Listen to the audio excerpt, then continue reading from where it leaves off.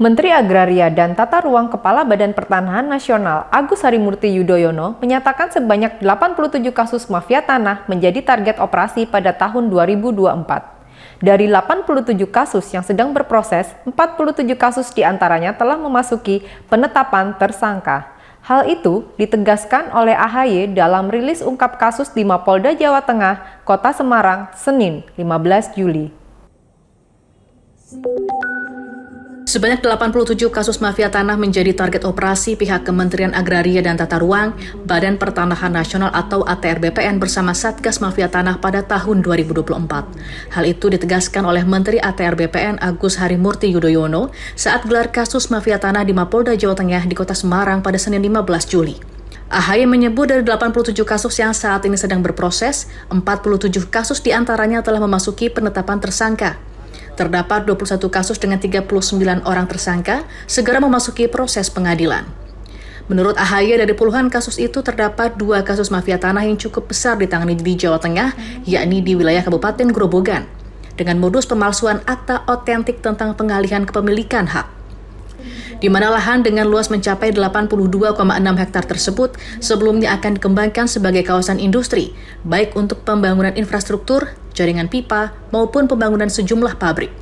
Namun lahan tersebut menjadi objek sengketa dan konflik hukum akibat jual beli yang tidak sah dan melanggar hukum.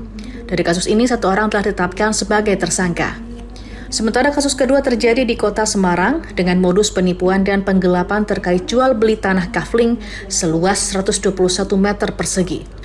Menurut AHY, dari kedua kasus mafia tanah yang diungkap ini berpotensi kerugian senilai 3,417 triliun rupiah.